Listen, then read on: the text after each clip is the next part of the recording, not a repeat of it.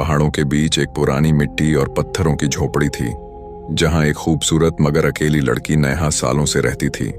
झोपड़ी के बाहर हवा की सरसराहट और पक्षियों की आवाजें आती रहती थीं, लेकिन इंसानी कदमों की आहट सुनाई नहीं देती थी। नेहा की जिंदगी गोया एक अंतहीन खामोशी में डूबी हुई थी। वह अक्सर पहाड़ की सबसे ऊंची चट्टान पर बैठकर दूर तक फैले बादलों को देखा करती। एक शाम सूरज की लालिमा धीरे धीरे पहाड़ों के पीछे डूब रही थी कि नेहा ने नीचे घाटी की ओर हलचल महसूस की।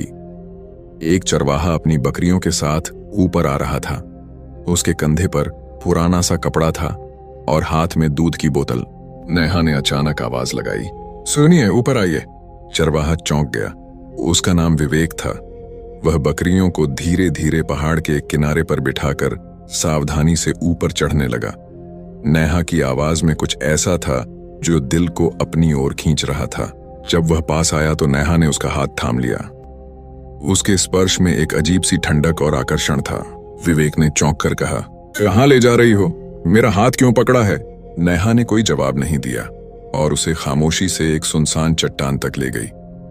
चट्टान के आसपास बादल झूम रहे थे और नीचे एक गहरी खाई थी। चट्टान पर बैठते ही विवेक ने धीरे से कहा, मेरा नाम विवेक है। मैं बकरियां चराता हूं और पहाड़ों में लोगों को ताजा दूध देता हूं। नेहा की हल्की सी मुस्कुराहट उसके चेहरे पर फैल गई। क्या तुम मुझे भी दूध दे सकते हो? विवेक ने झिझकते हुए कहा, मैं तो आमतौर पर मर्दों को दूध देता हूं, तुम लड़की हो। नेहा ने धीरे से कहा, मुझे बहुत कमजोरी महसूस हो रही है। विवेक ने फौरन बोतल बढ़ा दी। नेहा ने बोतल थामी और धीरे धीरे दूध पीने लगी। दूध के हर घूंट के साथ उसके चेहरे पर एक अजीब सा सुकून आता जा रहा था, जैसे किसी गहरी थकान को पिघला रहा हो। रात गहरी होने लगी तो विवेक ने कहा, मुझे वापस जाना होगा। नेहा ने उसके बाजू को नरमी से पकड़ा, अंधेरा है, आज यहीं रह जाओ। विवेक ने बकरियों को पहाड़ की निचली ढलान पर छोड़ दिया और नेहा के साथ उसकी झोपड़ी की ओर बढ़ा। झोपड़ी के अंदर लकड़ी की पुरानी खुशबू थी। एक कोने में मिट्टी के बर्तन, दूसरे कोने में कुछ सूखी लकड़ियां रखी थीं। नेहा ने आग जलाई और 2 उबले अंडे विवेक के सामने रख दिए। विवेक ने हैरत से कहा, यह सब क्यों? नेहा ने धीरे से कहा, यहाँ रातें ठंडी हैं, खाओ, तुम्हें ताकत मिलेगी। विवेक खामोशी से अंडे खाने लगा।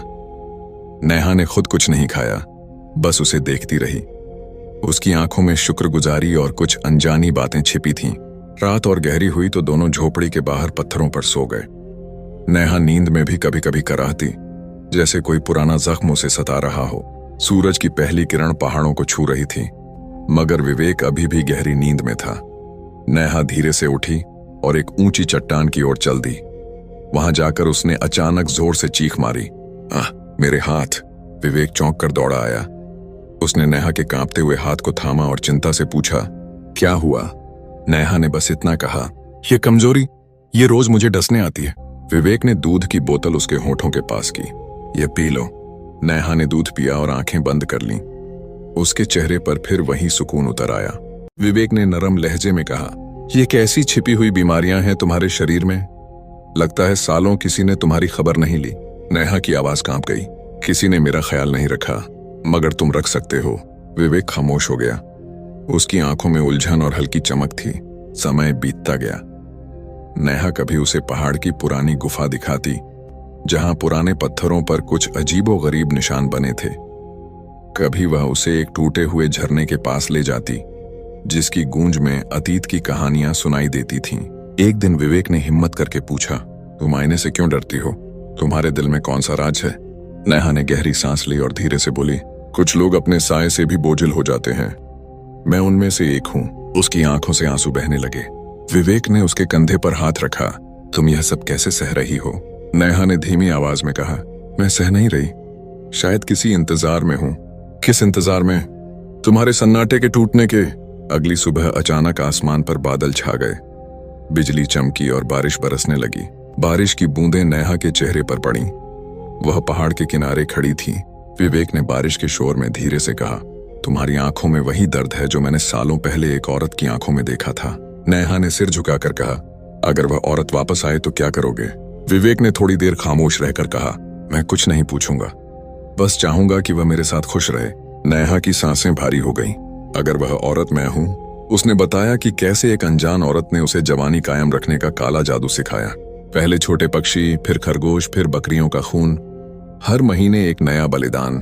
पहले तो चेहरे पर निखार आया, मगर जल्द ही शरीर में अजीब कमजोरियां बढ़ने लगीं। दिल की धड़कन रुकने लगती, हड्डियां दर्द करने लगतीं। आखिरकार एक बुजुर्ग संत से मिली जिसने कहा, प्रकृति के खिलाफ बगावत की सजा तौबा है। पहाड़ों में रहो अकेले और जिसे छोड़ा था उसे वापस लाओ। जब तक दिल से तौबा नहीं करोगी सुकून नसीब नहीं होगा। ये सब कहते हुए नेहा की आंखों से आंसू बहने लगे। अचानक उसके शरीर में झटका लगा और उसका जादू टूट गया। अब वह साधारण चेहरे की थी, न वह जादुई चमक रही, न कृत्रिम सुंदरता, लेकिन उसके दिल में पहली बार एक गहरा सुकून उतर आया। विवेक ने उसे सीने से लगा लिया। साहना, तुमने बहुत कुछ सह लिया, अब सब खत्म। कुछ दिन बाद दोनों ने पहाड़ छोड़ने का फैसला किया।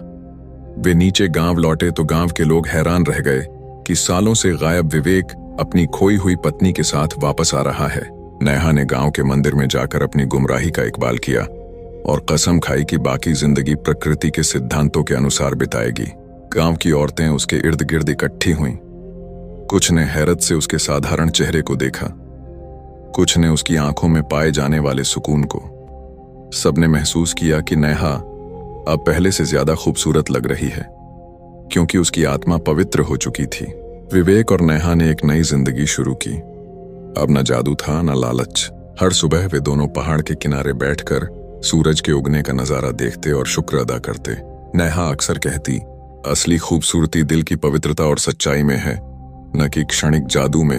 विवेक मुस्कुराकर उसका हाथ थाम लेता और कहता, और असली सुकून मोहब्बत के सब्र में है। यूं पहाड़ की खामोशियां अब केवल हवा की सरगोशियों तक सीमित रह गईं। उनके दिलों की खामोशी टूट चुकी थी और मोहब्बत की रोशनी उनकी जिंदगी में हमेशा के लिए उतर चुकी थी।